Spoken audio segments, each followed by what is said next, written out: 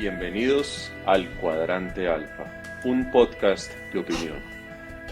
Mi nombre es Andrés Balaguer y le mando un saludo a todas las personas que nos escuchan y nos están viendo en todas las plataformas en donde estamos, en Spreaker, en Spotify, en Apple Podcast, en Google Podcast, en YouTube y también en Twitch. Estamos probando aquí un nuevo formato junto a Iván Dacho, a quien le damos la bienvenida a este episodio podcast, video podcast del Cuadrante Alfa. Bueno, pues ahí probando. Buena tarde a todos los seguidores y oyentes del podcast del Cuadrante Alfa. No, acá listos para opinar de ciertos sucesos que pasaron esta semana en Colombia, importantes, con el análisis jurídico de Andrés Balaguer y bueno, y acá una opinión intentaré ser imparcial para todos ustedes, la idea es ser siempre objetivos. Bueno, han pasado muchas cosas, no sin antes quiero invitarlos a que revisen todos los enlaces en la descripción de este episodio podcast, ahí pueden encontrar toda la información de lo que es el Cuadrante Alfa.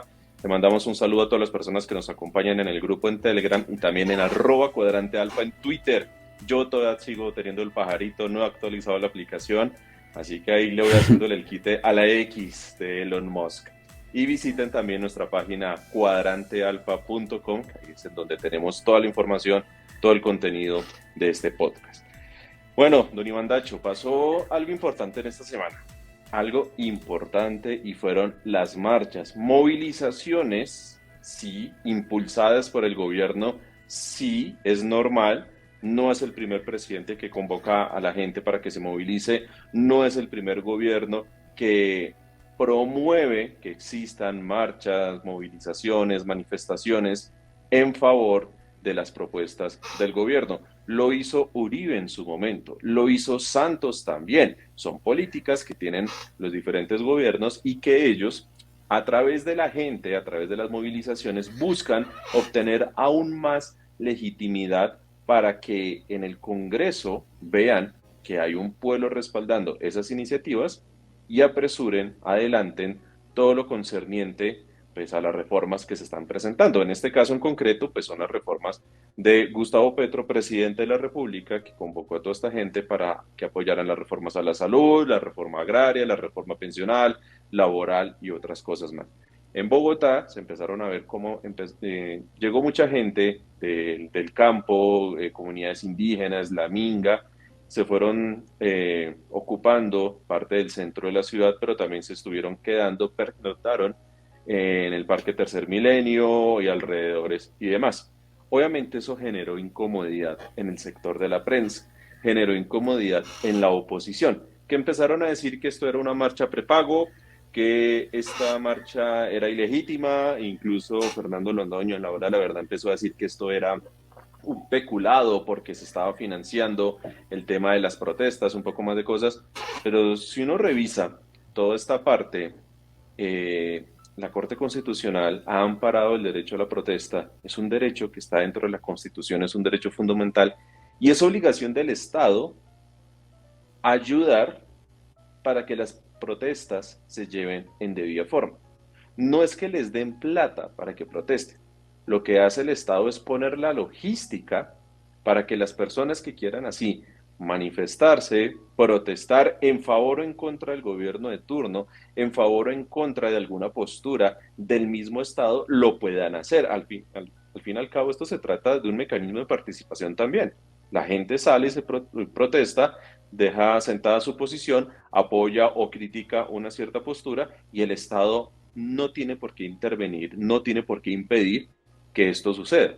Lo que pasa es que estas protestas del 27 de septiembre, del día miércoles, sucedieron en favor del gobierno de Gustavo Petro. No eran las marchas en contra de Petro.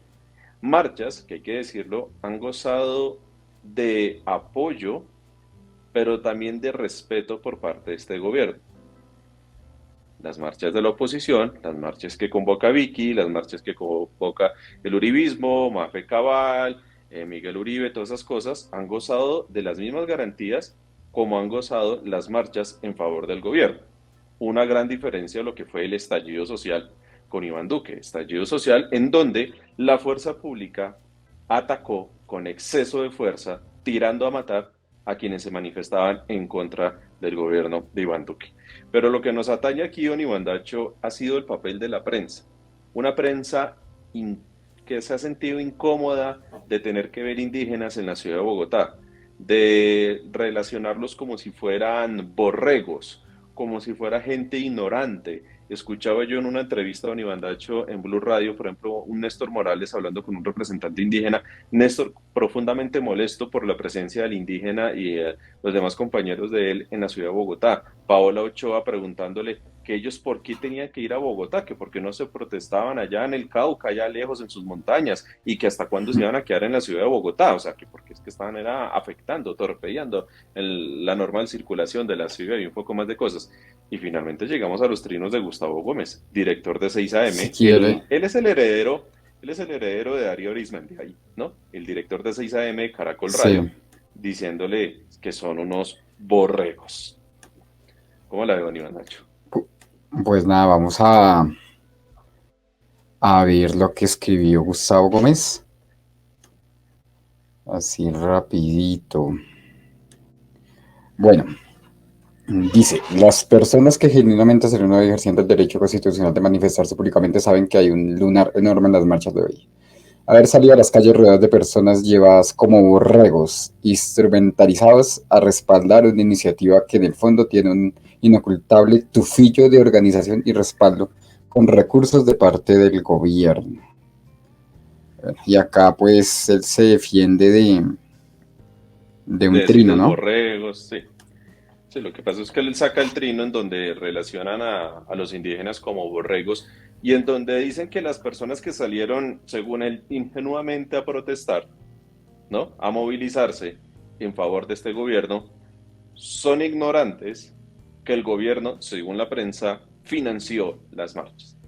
No, lo que hizo el gobierno, que es una obligación, que tiene el gobierno, una obligación constitucional, es prestar toda la logística, todas las ayudas que puede hacer el gobierno para que estas movilizaciones se puedan ejercer en debida forma. Es un derecho constitucional el que tenemos acá en Colombia y por lo tanto se debe garantizar, no se debe torpedear.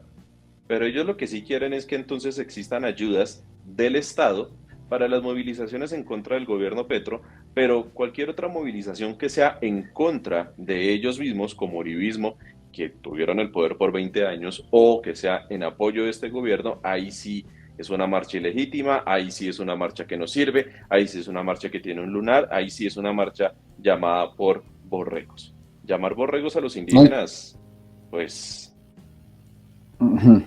por ahí hasta el mismo No, Petro y y Ángela María aparte, Robledo le respondieron. acá Gustavo Gómez se defiende bueno, del primer trino, ese fue el que desató todo, ¿no? De Sí. lejos parecen borregos. Se acerca uno como lo sucedió a este oyente en 6 AM y se descubre que es gente a donde los llevarán hoy. Racismo, pone, entre comillas, es manifestar que muchos indígenas fueron movilizados para la marcha instrumentalizados, traídos a Bogotá como borregos, porque sus líderes han recibido considerables sumas del gobierno, en interrogante.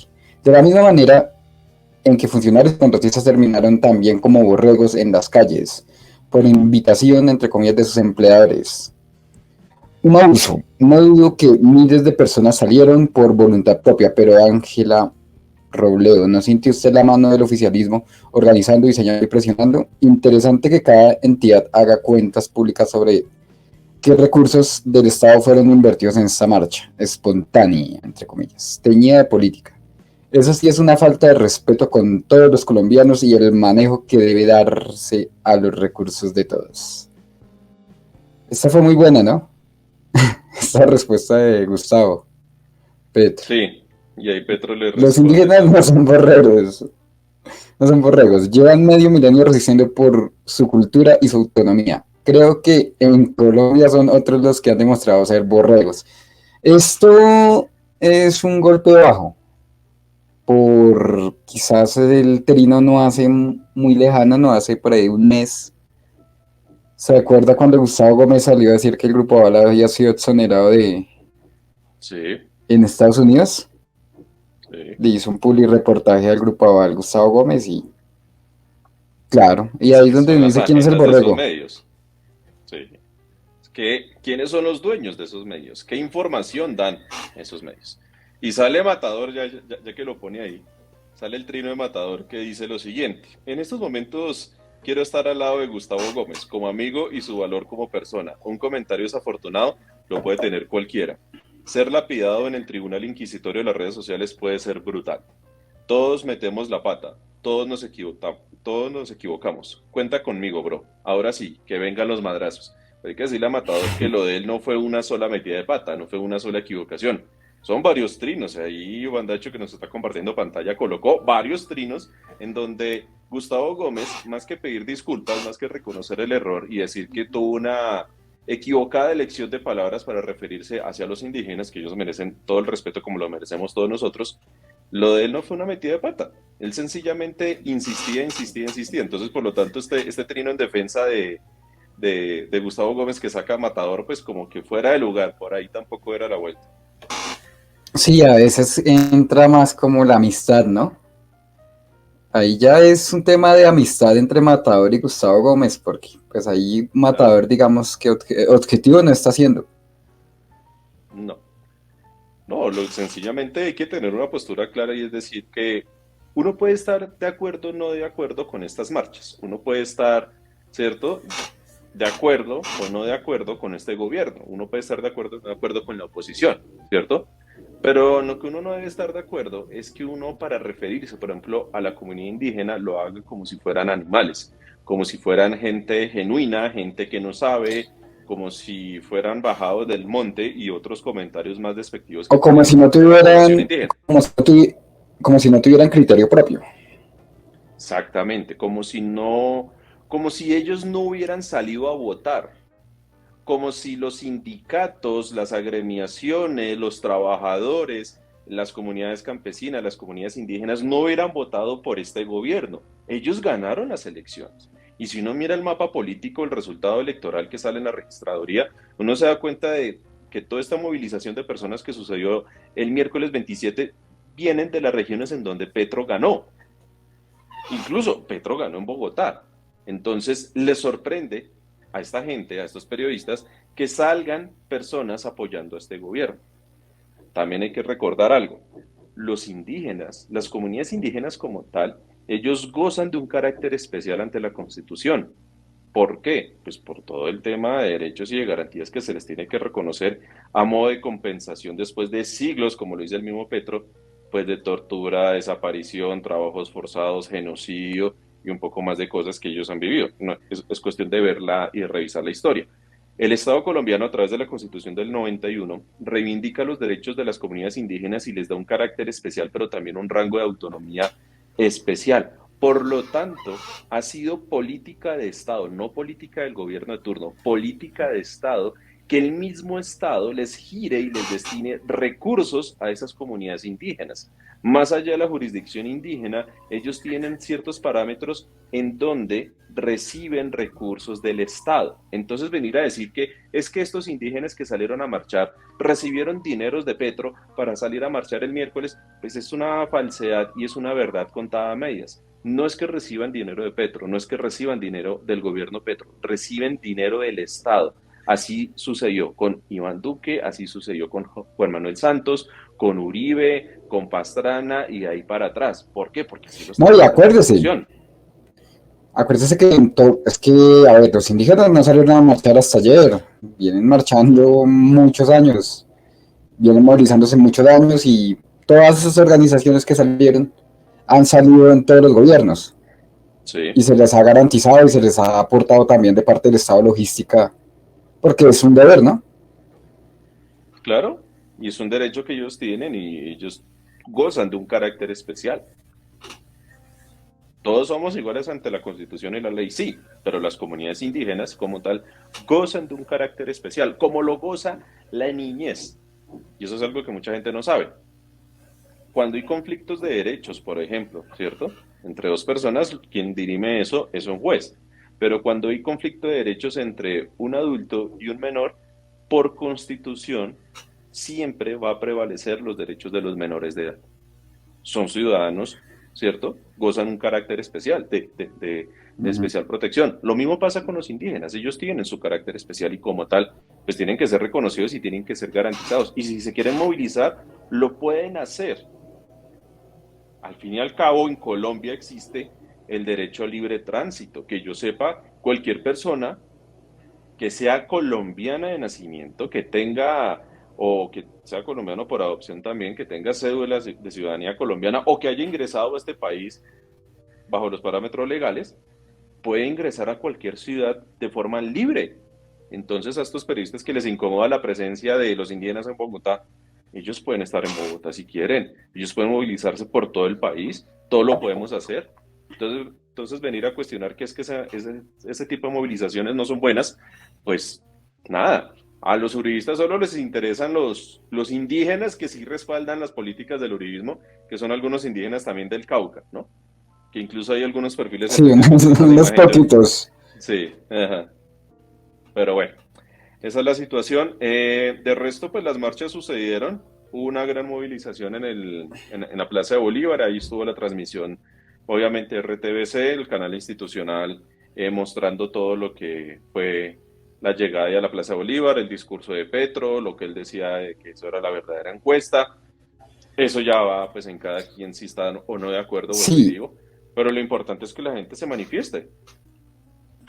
no, y la parte de que el clima no era muy amigable ayer, y aún así salió mucha gente a respaldarlo, que, Sí, o sea, muy diferente a la marcha de las mayorías, entre comillas mayorías, de hace poco que realmente pues el uribismo se está quedando sin poder de convocatoria, porque pues llevamos cuánto, ya llevamos año, vamos para año y medio, ¿no? De sí, gobierno Petro. y pues el dólar no está a 5.000, no se le entregó el país a la guerrilla, el papel higiénico todavía hay, y El bueno, tantas desempleo ya está en promesas un que hacían, dígito. sí, no, Ahí de le, tantas promesas que hacían de que nos íbamos a volver Venezuela, mire, ahí le voy y a enviar un trino de Caracol Radio publicado el día de hoy, 29 de septiembre. Ahí se lo envié por interno por Telegram para que lo ponga ahí. Hablando sobre el desempleo. vamos Tasa ya del para allá. desempleo, tasa del desempleo en un dígito. Algo que no se conseguía, y lo dice Caracol Radio, ahí está el trino. Atención, la tasa de desempleo en Colombia en agosto bajó del 10,6% al 9,3%, confirmó el DANE. Desde agosto de 2018 no se alcanzaba esta cifra. Bueno, pues 2018, sí, agosto digamos que, 2018 fue la fecha en que llegó Duque al poder. o sea, pues lo que, mejor dicho, le habían entregado, Santos se había entregado en, pues, medianamente bien el tema del desempleo. Sí, Y bueno, tenemos esto, entonces digamos que la gente que salía a marchar porque pues el caos, ¿no? Petro el caos, Petro Cuba sí, Venezuela, la expropiación, el dólar a 5.000, bueno, todo esto, pues ya los mismos uribistas pues se han dado cuenta que el país está, pues un desastre no está. Entonces ya como que ya se han cansado de salir y de salir a marchar y se han dado cuenta pues que realmente el terror que vendía el uribismo no existe. Y ya, sí, sí, o sea, la última marcha del uribismo fue muy triste, la verdad, no había casi gente y ya es porque la gente también se cansa de tanta marcha, ¿no? Ellos, porque ellos no están acostumbrados a salir cada rato a marchar. ¿Usted qué opina? sí. Ellos venían de una seguidilla de marchas. Ya Petro había intentado convocar algunas Muchas. movilizaciones, sí, pero el uribismo, lo que es la oposición, cada vez que podían, sacaban marchas, cubiertas muy bien por semana, hay que decirlo. Ahí sí Vicky Ávila colocaba cámaras en todo lado, le hacía seguimiento, cubrimiento especial y todas esas cosas. Pero claro, una cosa es estar dentro del gobierno, una cosa es estar dentro del poder por 20 años que ejerció el uribismo y otra cosa es estar ya completamente fuera del gobierno. Obviamente ya no tienen ciertos recursos, ya no tienen ciertas influencias y la gente por más convicción que tenga, Si no está pasando una fuerte necesidad que los motive, que los mueva a salir a protestar, pues sencillamente no lo van a hacer. El amor a Uribe no les va a dar para tanto. Caso contrario de lo que sucedía, por ejemplo, en el gobierno de Iván Duque. Pandemia, el estallido social, marchas 2019, después 2020, 2021, ¿no? La gente estaba cansada de un gobierno y prefería salir a protestar porque era una medida ya desesperada, lo que llaman las vías de hecho, para salir a demostrar su descontento en contra del gobierno nacional, porque los desatendió, los abandonó, no les prestó cuidado, el de que me hablas viejo y otras cosas más, durante la pandemia. Entonces era una gente con hambre, era una gente fastidiada, con harta, con aburrición del gobierno de Iván Duque, desesperada, que salen a marchar como último recurso. Si uno mira a las personas que salen a marchar hoy en contra del gobierno, no son personas que están en un estado de necesidad, de desesperación, como estaban las personas que sí salieron a marchar en el estallido social. Hay una gran diferencia. Sobre todo en Cali, Lo, los muchachos no sí, solo tienen la comida al día. exactamente. Y mucha gente Bueno, aprovechaba el tema del estallido social para sacar las ollas, hacer sancochadas, ayudarle a la gente, apoyarse, ¿cierto? Porque era, al fin y al cabo, una suma, un conjunto de personas con diferentes tipos de necesidades que no estaban siendo atendidas por el gobierno de turno y entre ellas se apoyaban para poder hacer que su grito de protesta se escuchara más fuerte. Cuando uno mira las marchas del uribismo, las que han convocado en este año en contra del gobierno Petro, no son personas que están en ese estado de desesperación, no son personas que están inmersas en una situación precaria de abandono. Lo hacen, ahí sí, con una fuerte convicción política, que eso no está mal. No está mal salir a protestar bajo una convicción política, hace parte del libre desarrollo de la personalidad. Pero cuando uno mira y cuando uno entra a comparar, uno realmente nota la diferencia. Además, en las marchas del miércoles pasado, el 27 de septiembre, como en las marchas del uribismo, no se ha visto el SMAT, no se ha visto una represión por parte de la fuerza pública ni nada de esas cosas. Ahí sí ha sucedido un cambio, creería yo, don Iván Dacho, a comparar. pues claro, o sea, estamos año y medio sin que le hayan sacado los ojos a algún manifestante, es un avance para lo que Sí, veníamos. Es un avance que no le estén con las armas estas que llaman no letales, no le estén apuntando la cara a los manifestantes, eso es un avance. Dicen los periodistas que es que ellos no son violentos y que por eso no hay necesidad de usar el SMAT, que en cambio los de la izquierda sí eran violentos. Y uno les dice, venga, lo que pasa es que usted no sabe muy bien si realmente los que hacían los actos violentos eran realmente manifestantes, infiltrados. eran infiltrados. Y es que hay, o sea, Hay videos. en el estallido hay muchos videos donde la policía se disfraza de Sí, vándalos, se en las marchas encapuchan, sí. o le pagan también a muchachos para que vayan y alboroten. Nos pasó a usted y a mí, Entonces, acuérdese, nosotros salimos en el 2019 y nos gasearon. de la Nosotros nada. estamos protestando y nosotros no somos ni siquiera Caminando, de íbamos la línea. caminando, íbamos Sí, caminando. íbamos caminando, estábamos acompañando las marchas, estábamos viendo todo el transcurso de esas movilizaciones ahí en la carrera séptima, llegando al centro de Bogotá, y llegó el ESMAD de un momento a otro y nos empezó a gasear. Y eso fue en el día, y ya después hacia el final de la tarde, en la noche que seguían resistiendo ahí las marchas, nosotros estábamos en un local ahí cerca también, y otras volvieron y nos gasearon y nos tuvieron que encerrar a todos ahí, dentro de un local en el que estábamos. Entonces, y nosotros no éramos ni de primera línea, ni somos terroristas, ni somos degenerados, mire, me pareció la gata, ni somos delincuentes que salíamos a protestar en contra de la democracia, Iván Duque, un poco más de cosas más. O sea, realmente ahí se notan mucho las diferencias. Bueno, don Iván Dacho, ¿algo más para decir sobre las marchas o ya nos vamos aquí? Que veo que No, yo creo tenemos que el ya, tiempo justo. ya está bien. Ya pasemos a la Corte Suprema y a la terna para fiscal. Bueno, un día antes de las protestas, el 26 de septiembre, la Corte Suprema de Justicia publica el trino que ustedes están viendo en pantalla y que le vamos a leer para quienes nos están escuchando en el podcast. El presidente de la República, dice la Corte Suprema de Justicia, Gustavo Petro Urrego, Petro Gustavo entrega a la Corte Suprema de Justicia una nueva terna para la elección de fiscal general de la Nación, integrada por las juristas Luz Adriana Camargo Garzón, Ángela María Buitrago Ruiz y Amelia Pérez Parra. Bueno, ¿qué sucedió? Petro, y lo habíamos hablado en episodios anteriores, se puso de culí pronto, porque esa es la palabra, no me molesten, pero es verdad, se puso de culí pronto a presentar una terna a destiempo. ¿Por qué? Bueno, el presidente de la República, por constitución, para quienes no sepan, tiene la potestad, y es una labor exclusiva que le da la Constitución al presidente de la República, de conformar una terna para que ésta sea presentada ante la Corte Suprema de Justicia para que ellos en sala plena, o sea, los 23 magistrados de la Corte Suprema de Justicia, escoja de esa terna enviada por el presidente quién va a ser durante los próximos 4 años fiscal general de la Nación. Esto lo hicieron los constituyentes en su momento como un sistema de pesos y contrapesos, ¿no?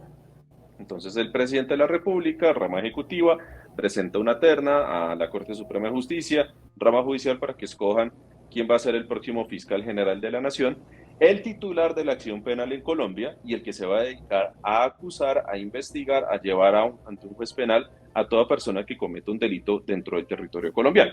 Eso es lo que va a hacer. ¿Por qué digo yo que esto fue a destiempo? ¿Por qué digo yo que lo de Petro fue puro culiprontismo? Porque él presentó esa terna a mitad de año.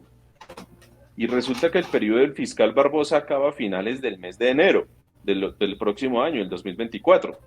Entonces presentó una terna con 5 o 6 meses de anticipación, cuando fácilmente la terna era para que Petro la estuviera presentando en noviembre de este año, teniendo en cuenta que en diciembre hay una vacancia judicial y lo que son las altas cortes y gran parte de la administración de justicia pues entran en un receso hasta después del puente de Reyes de enero.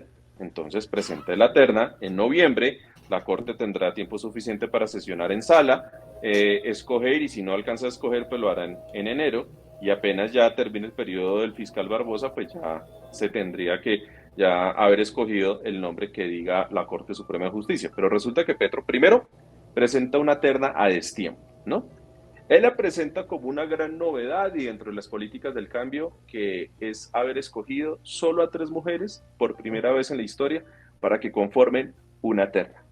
Dicen, no nos consta, o no sé, un Ivandacho si tiene oídos por allá en la casa de Nariño, yo no, que Gustavo Petro encomendó esa labor a varias personas de su círculo más cercano, entre esos el hoy ministro de Defensa, Iván Velásquez.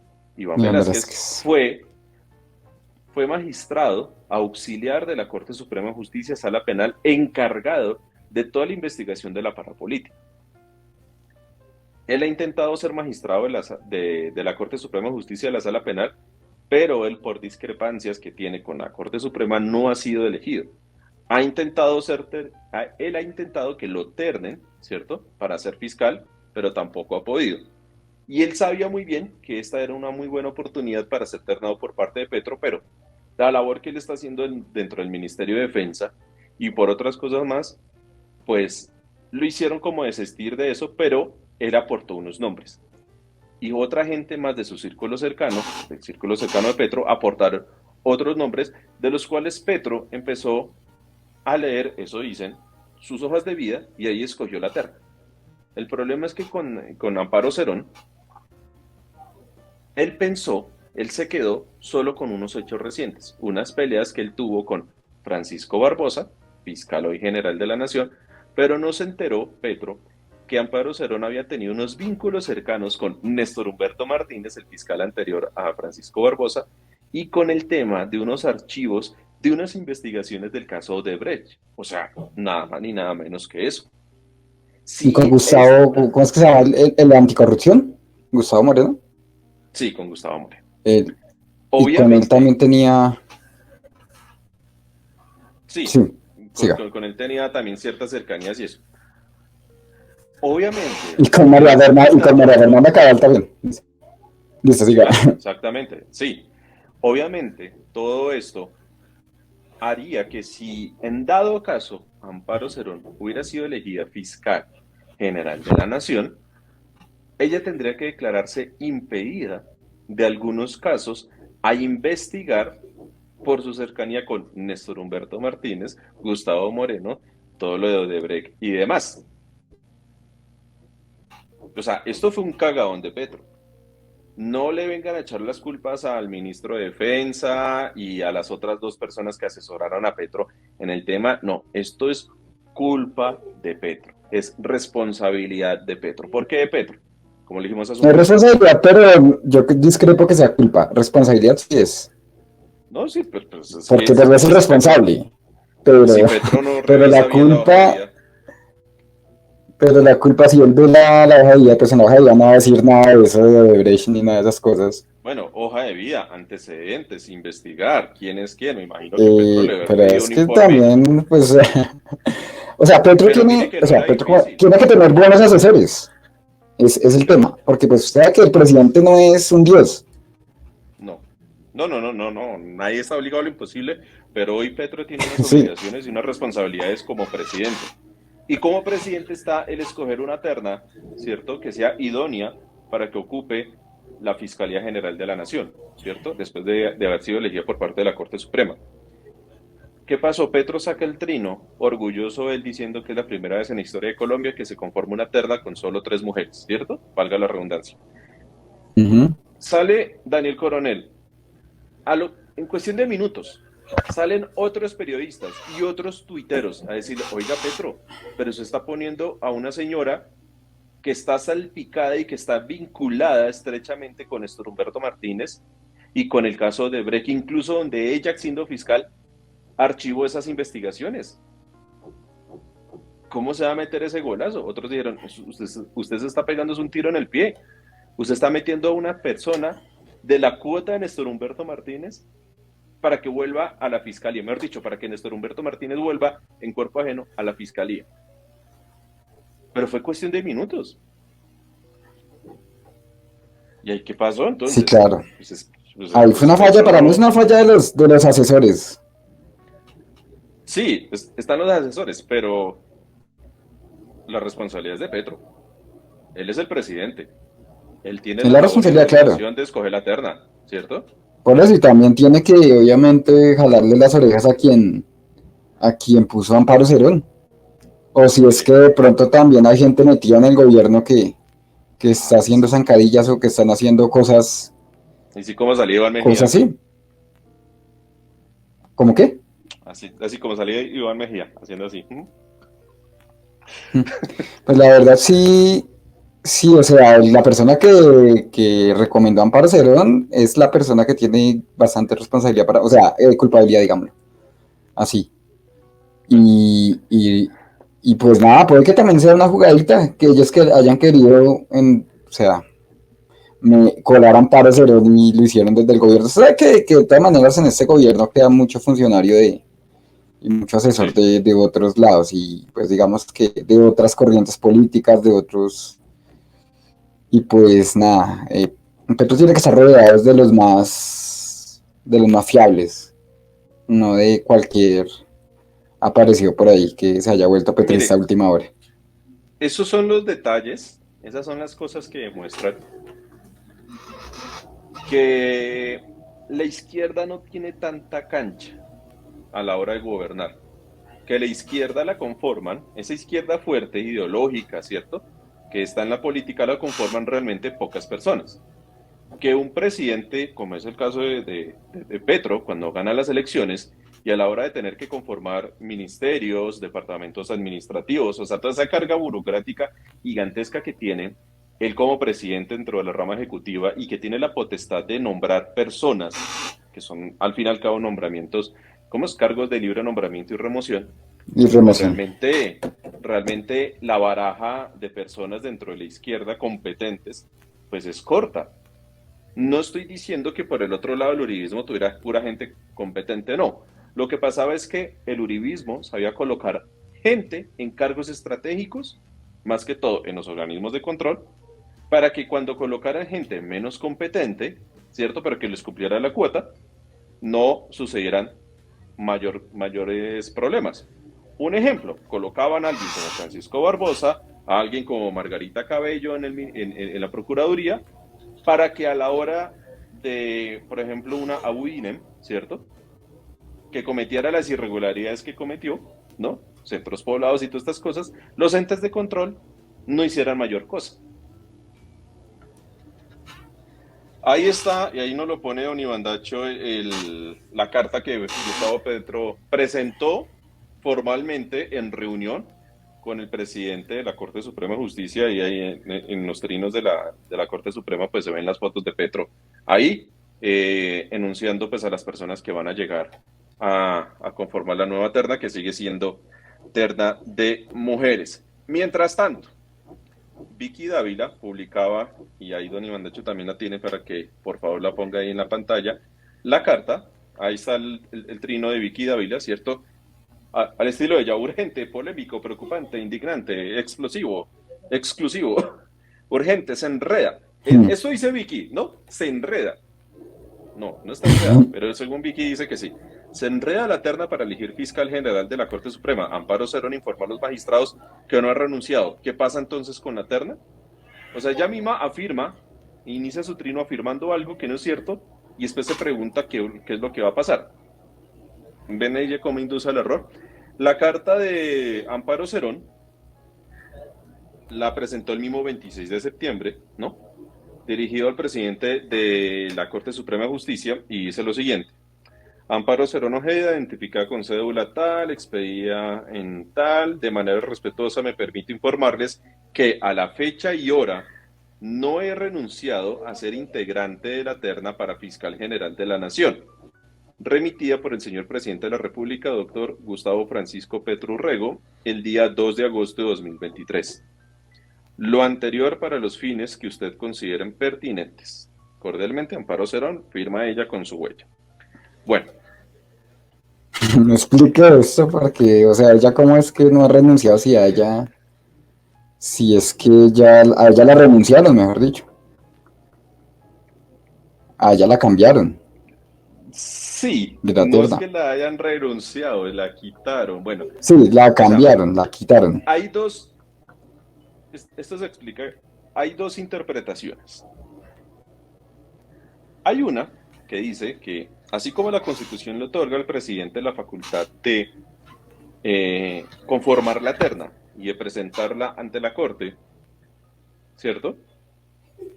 Y mientras la Corte no haya entrado a decidir, porque es cierto, dentro de las agendas de las salas plenas de la Corte Suprema de Justicia, desde la fecha de presentación de la terna, de la primera terna de Petro, hasta el momento en que Petro presentó la segunda terna, no habían sesionado. Los magistrados no habían sesionado. Ellos no lo van a hacer tan rápido. ¿Por qué? Porque tenemos todavía un fiscal en ejercicio y no vamos a tener entonces una fiscal electa, por decirlo así. El término no existe, pero por decirlo así, mientras el otro fiscal está terminando, ¿no? La Corte siempre se toma sus tiempos y espera pues que no haya cruces entre una persona que es fiscal general titular y otra que haya sido elegida antes de posesionarse. Bueno, entonces esa interpretación dice que siempre y cuando la Corte no haya entrado a decidir esa terna, el presidente puede, bajo esa facultad constitucional, retirar la terna, modificarla y volverla a presentar, ¿no? Esta es una interpretación. Hay otra que dice que el presidente solo tiene la facultad de presentar la terna una única vez. Que presentada esa terna se tiene que quedar tal y como se presentó. Y que será la Corte Suprema de Justicia si escoge de ahí un fiscal o si devuelve esa terna por improcedente. Solo si y solo si la Corte devuelve esa terna por improcedente, el presidente podría volver a modificar esa terna, que fue lo que sucedió en su momento con Uribe, cuando Uribe, finalizando periodo, intentaba meter una terna de uno, por decirlo así, para tener un fiscal de bolsillo, a lo cual la Corte sostuvo por más de un año de interinidad a un fiscal encargado, mientras le estaba devolviéndole la terna a Uribe, y Uribe cambiaba los nombres, pero seguía manteniendo su propia ficha ahí para que fuera escogido como fiscal general de la Nación. Llegó Santos en el 2010 como presidente cogió, cambió la terna y metió una nueva terna en donde resultó ser elegida Vivian Morales. Ya en Colombia hemos tenido mujeres en la fiscalía, como Vivian Morales. ¿Qué pasa? Que hoy están chocándose esas dos interpretaciones, ¿no? Entonces está la de Petro, que sí puede presentar y modificar cuantas veces él quiera la terna, siempre y cuando la Corte no entre a estudiarla. Y la otra, que solo Petro pudo haberla presentado una única vez y esperar que sea la Corte la que diga si es procedente o no. No es que una teoría o la otra estén mal. Son interpretaciones y el derecho juega mucho con eso. No es que una interpretación sea correcta y la otra no. No es que una interpretación sea mala y la otra no. Son interpretaciones. Entonces, Amparo Cerón, la prensa y algunas personas que están en contra del gobierno están hoy bajo la interpretación convenientemente de Amparo Cerón de decir, ella no ha renunciado, por lo tanto, en este momento hay dos ternas, la cual solo la primera es legítima y la segunda no es legítima. Pero está la otra interpretación que dice el presidente la puede presentar y modificar cuantas veces quiera, siempre y cuando la Corte no haya entrado a sesionar. ¿Quién tiene la última Mire lo palabra que con esto? dice, Mire, ¿quién tiene la mire última lo que palabra con dice, esto? La Corte. Ya, la Corte, sí. ahora sí. No, acá un tuitero escribió, ya no se dice tuitero, ¿cómo se dice ahora? X0. Si no es tuitero, Xero. Ya no se trina, entonces si no se trina, ¿qué es? Ahora, ¿qué se hace? Dicen que ya es postear. Y ya no se habla de retweet, Hostia, sino de repost. repost, listo. Bueno, dice este ex tuitero, ahora no sé cómo, bueno, este integrante de la red X. Amparo Cerón se equivoca. Dice, el usuario es @Andrés con 3 y 2 rayas piso. Amparo Cerón se equivoca. Petro sí puede sacarla de la terna para elegir fiscal general. El concepto 2043 del 2010 de la Sala de Consulta y Servicio Civil del Consejo de Estado dice: los cerdados no tienen derecho a adquirir al cargo ni a permanecer en su condición de candidato. Así lo dice esta persona. Entonces, ¿cómo la ve? Eso es una de las interpretaciones, ¿no? De la que estábamos hablando, ¿no? Que Petro puede presentar y modificar la terna siempre, cuantas veces quiere, siempre y cuando la Corte no haya entrado a analizarla, a estudiarla y no se haya pronunciado al respecto. Por el otro lado dicen que Sí, no, no, que sí. el presidente, como acto que él tiene dentro de su potestad constitucional, solo lo puede hacer una única vez y solo la podría volver a hacer siempre y cuando sea la Corte la que diga esa terna es inviable. O uno de esos tres nombres no puede ser tenido en cuenta por lo que sea. Vuelvo y digo, son dos posturas, son dos interpretaciones. No es que una esté mal y la otra no. No es que sean buenas o malas, no. Son dos formas distintas de ver una misma situación. Una situación en donde hay un sector que le quiere sacar un provecho político y en donde hay otro sector que también le quiere sacar un provecho político. Y cuando hay un conflicto, ¿cierto?, de interpretaciones, pues es la justicia la que tiene que entrar a resolver esto, que es el trabajo, al fin y al cabo, de lo que hacen los jueces en la República, en este caso los 23 magistrados de la Corte Suprema de Justicia. Eso sí, esas sesiones de esa sala plena de la Corte Suprema de Justicia van a ser una delicia, lástima que gozan reserva del sumario, pero va a ser una delicia, pues, ver y escuchar cómo van a entrar a sesionar frente a eso. Al fin y al cabo, esto se va a ganar con mayorías. Y hay una norma que establece que los organismos colegiados en Colombia tienen que conformarse por un número impar para que no hayan empates. Entonces, nos vamos a la mayoría simple. De 23 magistrados, tendrá que la mayoría votar a favor de una interpretación o de otra para tomar una decisión. Pueden pasar dos cosas. Lo primero que digan, listo, señor Gustavo Petro, le aceptamos esta terna, esta nueva terna que nos presentó el 26 de septiembre, y sobre esa terna, sobre esa segunda terna, vamos a decidir quién va a ocupar de estas tres mujeres el cargo de ser fiscal general de la nación. Eso por un lado. O la Corte va a decir, después de sesionar y después de votar, en mayorías se escogió que el presidente no podía presentar esa segunda terna y que por lo tanto solo se va a tener en cuenta la primera terna. Y ellos ya tendrán que decidir si esa primera terna es viable o no. Es más, pueden consultar con el presidente, si quisieran los magistrados, el por qué cambió la terna. Y ahí Petro tendría que dar una exposición de motivos suficientes, entre esos el caso de Brecht, el caso de la incompetencia que ella tendría, ¿no? Por el tema de inhabilidad y eso, tendría que declararse incompetente para conocer o investigar casos de Odebrecht, casos que son hechos notorios.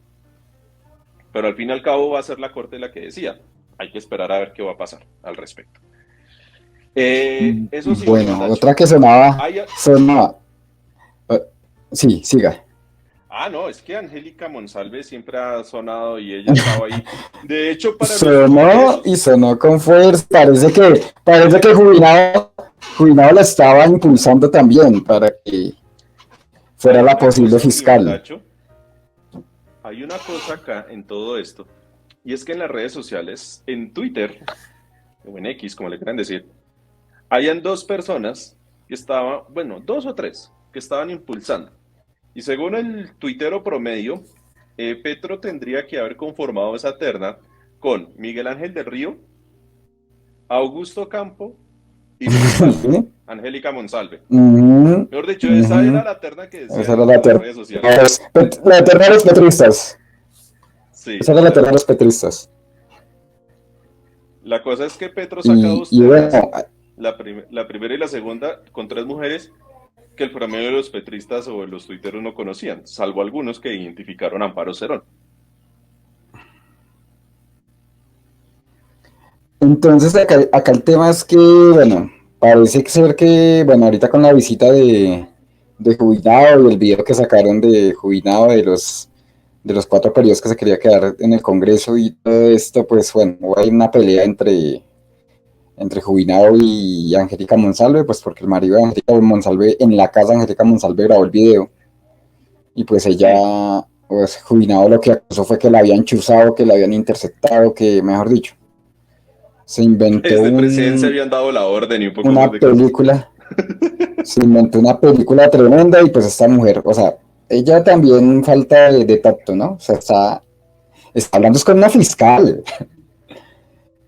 Y bueno, lo cierto es que Jubilado patinó y parece que Jubilado estaba como impulsando a Angélica Monsalve como para que fuera fiscal o para meterla en la terna. Bueno, no sé qué quería Jubilado, pero parece ser que eso era lo que quería. Es que Monsalve últimamente está muy activa en redes respondiéndole a Macías.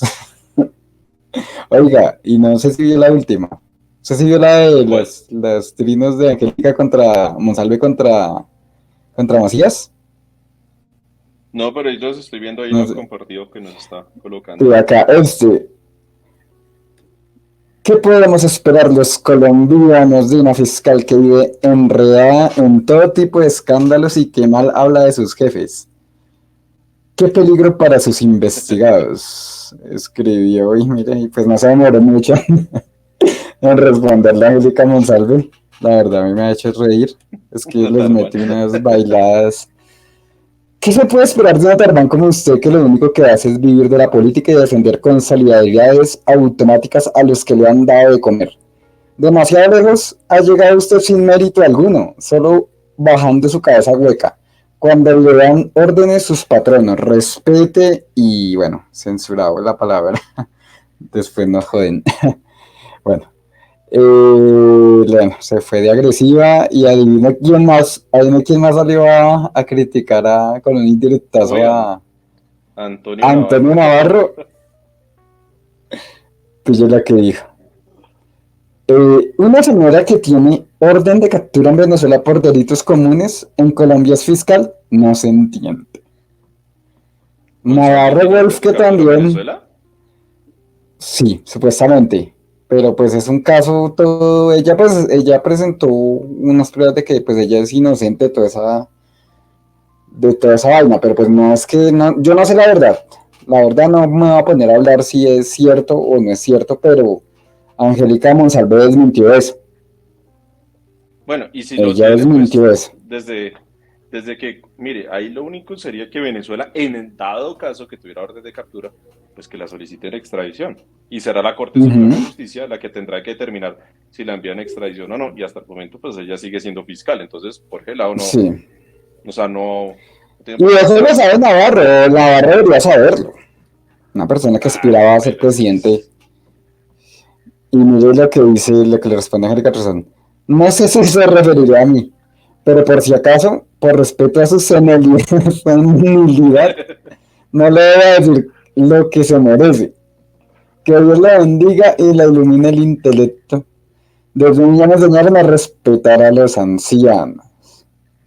Saludos. ¿Cómo bueno, va a la que pudo ser también a- terna aunque a fiscal? Monsalve, aunque a Monsalve le han sacado trinos Triunfos uribistas, del pasado, sí, del pasado uribista. sí, sí, sí, a ella le han sacado cuenta, entonces pues, Y yo creo que eh, por eso mismo, si de pronto sonaba, por eso mismo la apartaron. claro, es cuestión de revisar cositas y pues Petro tampoco se va a dedicar a, pues porque ningún presidente lo hace y en la Constitución no, o sea, la Constitución solo dice que el presidente puede, o sea, el presidente tiene la facultad de conformar una terna para presentar para que ahí sea escogida la persona que va a ocupar el cargo dentro de la fiscalía. No dice más. Ya es facultativo el presidente escoger si le cae bien, si le cae mal, si es de una ideología de lo otro, ya eso es facultativo. Hay un deber ser que aplica de forma subjetiva para cada quien a la hora de interpretar esa facultad que tiene el presidente. Pero ya, o sea, desde que cumpla los requisitos, ¿cuáles son los requisitos para ser fiscal general de la nación? Los mismos que es los que existen para ser magistrado de una alta corte, ser abogado y haber tenido más de 10 años de ejercicio dentro de la rama pública o en la cátedra o como litigante. Ya, es eso, no es más.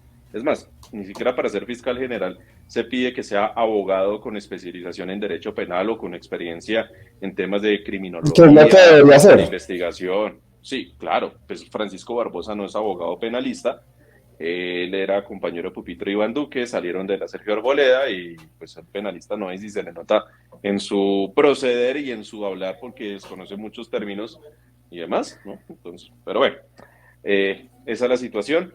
Una cosa más y ya con esto para ir finalizando, Aníbal. Sí, Muy seguramente, haga lo que haga la Corte, escoja una teoría o escoja otra teoría, o sea, una interpretación o la otra, ¿no?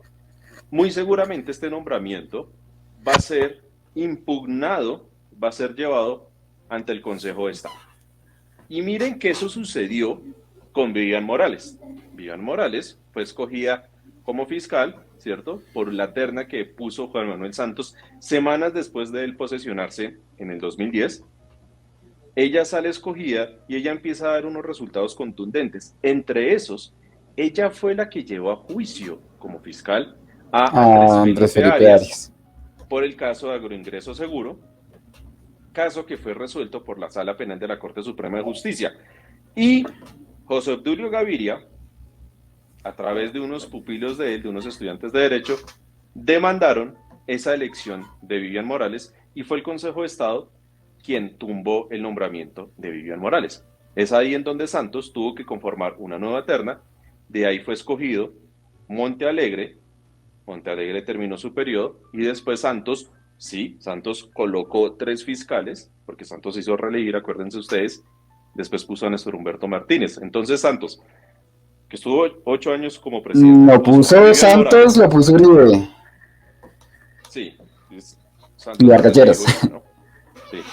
Entonces, Santos puso a Vivian Morales, puso a Montalegre, busquen Universidad de la Fiscalía, busquen lo de la Tocarruncho, lo de Natalia Springer, todas las cosas. Y después busquen Néstor Humberto Martínez. Santos tuvo 3 fiscales, 3 fiscales de bolsillo. Néstor Humberto termina y ya estaba Duque en el gobierno y puso a Francisco Barbosa. Entonces el uribismo, Uribe 1, Uribe 2, Santos 1, Santos 2, Han tenido la Duque, fiscalía. han tenido fiscales. Por eso es que ciertas investigaciones, ciertas cositas no han prosperado. Han tenido organismos de control, han tenido procuradurías, han tenido contralorías, han tenido todos estos mecanismos de control que tiene el Estado, lo han tenido ellos cooptados. Por eso es que ciertas investigaciones y ciertos resultados no se han producido pues porque ellos han tenido gente y entre amigos y colegas pues no se pisan las mangueras. Bueno, don Iván Dacho, ¿algo más para decir frente a esto o ya vamos cerrando el No, podcast yo por el creo día de que hoy? ya vamos cerrando. Ya está, ya fue suficiente. Listo, no, este ha sido un primer episodio que hemos probado. Muchas gracias a StreamYard que ha hecho posible este primer experimento, probando a ver qué tal nos va en un formato ya de video podcast. Aún así, este episodio podcast también está siendo transmitido en los diferentes canales de podcast que son habituales en audio, pero estamos en video. Vamos a ver si lo podemos subir primero en YouTube, obviamente, pero también en Twitch. Entonces, cualquier cosita estén pendientes de @cuadrantealfa en Twitter o en el grupo en Telegram. Ahí pueden encontrar toda la información y también en www.cuadrantealfa.com. Don Iván Dacho, gracias por toda la gestión. Ha sido don Iván Dacho aquí el productor, el del computador, el de la pantalla de fondo, el de los trinos y todo aquí, prestando soporte y apoyo y opiniones. Así que don Iván Dacho, muchísimas gracias. Nada, y medio improvisando, pero pues nada, con toda pues a seguir esos formatos. Y no, gracias Bueno, a vamos a todos ver los cómo que nos nos... estén viendo y nos estén escuchando. Claro que sí, vamos a ver cómo nos va con esto, pero debo decir que me he sentido contento. Me lo he disfrutado esto. Bueno, muy bien. Esa es la idea. Don Iván Dacho, muchísimas gracias. Chao a todos. Listo. Saludos. Chao a todos.